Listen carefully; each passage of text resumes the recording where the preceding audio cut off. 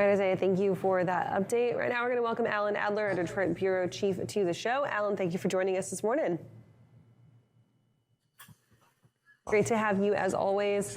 And let's talk a little bit about what's going on right now with a recall of over 100,000 trucks due to a steering issue. This affects 29 different manufacturers. Talk to us a little bit about the recall. Why are these being called back? Okay, well, the issue at play is a steering gear that didn't have all the right parts in it. I won't get into the details too much, but basically, this is something that happens from time to time in the recall space, where you'll have a supplier that makes a basic component like a steering gear for a whole lot of companies. And in this case, it's more than just truck makers. You've got equipment, crane makers and fire trucks and all kinds of things involved. It happens every, I'd say year and a half or so, where you'll have one of these recalls that touches a whole lot of people. In this case, we're not talking about something that's caused any crashes or injuries, only a couple of reports. But the volume, when you get to over 100,000 units recalled in this space, that's a big deal, because if you figure that a car recall might be, passenger car recall might be 10 times that size, you're talking a million vehicles if it was a passenger cars. So in trucks, this is a big deal. It does affect everybody. The way we spotted it on Monday was we had two reports. The way NHTSA requires a recall reporting is that even if it is an equipment recall, which is a separate category, the manufacturers that are affected have to do their own reporting. And so both Daimler and Volvo reported this week the same issue. And that certainly, made me think, let's go look and see what's going on in the equipment space. And RH Shepherd, which is part of Bendix, reported all 29 of the companies that were affected. So, Alan, what is the responsibility of those manufacturers to notify? What are the lengths that they have to go to ensure that they've done the necessary notification? Because, there are those that just will ignore the recall. Right. Well, in this case, there's no remedy for it. We don't know, or they don't know. That is, Shepherd doesn't know. They fixed it in the plant, so they have kind of a clean production now, but they haven't figured out exactly what the remedy is. So in mid-July, they will tell owners, that is the individual companies like Daimler and Volvo and others, will tell their customers that they're involved and that they'll get more information. Ultimately, I believe the work will be done in their respective facilities, like a Daimler truck repair or whatever. And eventually, Bendix and RH Shepherd will pay for the recall. No one really knows how much that might cost. The only way to find that out is if it's a public company, and if it's a material amount of money, then they would report that. But we'll probably not know about that in this case. Only about 1% of the trucks are expected to have this issue. So in some cases, it could just be inspection, and then nothing needs to be done. But I suspect that most of these folks will take this in, because there's no warning that this is going to happen. You might feel a bit of tightness in your steering, but there's no visual or any kind of, engine light warning or anything like that.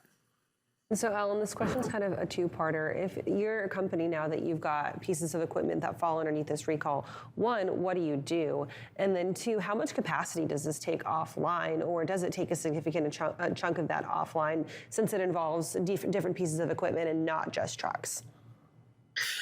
Probably very little of either. I mean, again, you're talking about 1% projected rate of failure.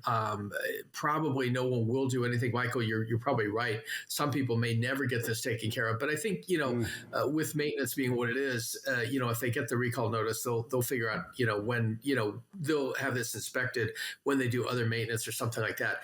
Kelly, I don't think that this is necessarily going to affect capacity on the road. I don't think we're going to see vehicles out of service because of it. Like I said, there are two reports, but both were the kind of thing where it happened. It wasn't in traffic, so it's something that I don't think there's a tremendous concern about. And yet, it is a safety recall. It is a big number, and therefore, it's gotten a fair amount of attention this week. Yeah, I mean, it is a fairly big number, 100,000, even compared to 1 million. 100,000 is 100,000, still a lot of vehicles, and 29 different manufacturers. The question I have is across a wide variety of different types of trucks, right? Ambulances, fire trucks, Class 8. It's across a bunch of different types of trucks. Does that make it much more difficult to get this fixed once they figure out what the cure is? It is heavy duty stuff. Okay, so ambulances probably not so much.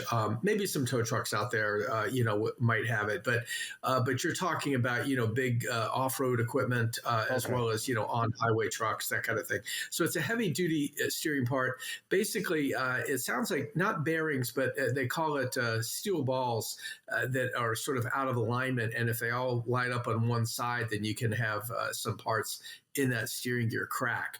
And that's kind of what the concern is. But it is something that is a relatively short period of time in terms of builds, from maybe August of last year till February of this year. So you're not talking about going way back in time and that kind of thing. Again, I think the attention comes mostly because of the large number that are involved, and again, spreading across the industry.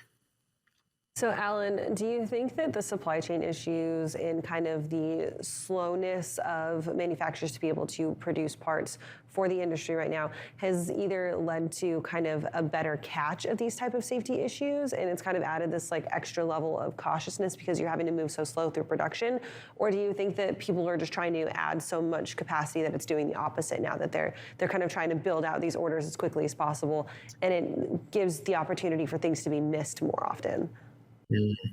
I don't know. That's a good question. I don't know if it's knowable. I think, in the safety space, and I worked at it in safety for about a dozen years when I was at General Motors in terms of the reporting of recalls. And so I'm pretty familiar with the NHTSA process overall. The safety groups in these companies are always on the lookout for stuff. I don't think it can tie to sort of a headline issue like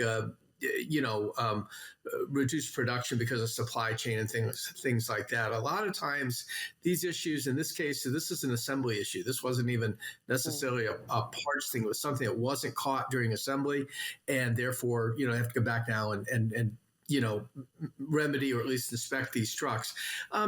Safety tends to run on kind of a parallel path with a lot of production issues, though.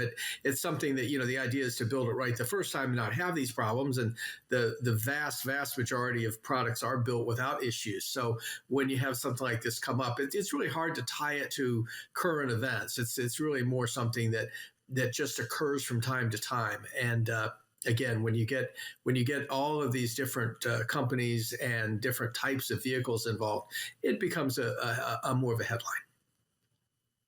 I mean, like you said before, this is something that happens every once in a while, and it's really the situation right now that makes this headline grabber, because it's across so many different types of vehicles and manufacturers. But I agree with you, Kaylee. That is something that I've wondered myself, is the safety kind of get pushed aside unknowingly even, right? Or unintentionally. Nothing nefarious, but, and I don't know if we would see that number of years to see what that fallout is for something like that. The human error in it typically happens. All right, Alan, thank you for joining us today. Great to have you as always, and think we'll catch you tomorrow for tomorrow's edition of Truck Tech. Until then, can you give us any spoilers? Well, we just got back from Cummins down in Indiana, so this week's newsletter mostly is going to focus on both the future and the past at Cummins. This is a true company town, and it should be a lot of fun. So, we'll give you a little rundown on that. With some video, by the way. Oh, there we go. Wow, sweet. All right, Alan, thanks for that. We'll talk to you tomorrow. Right now, we're going to take a quick break, and then we'll be right back with more FreightWaves Now.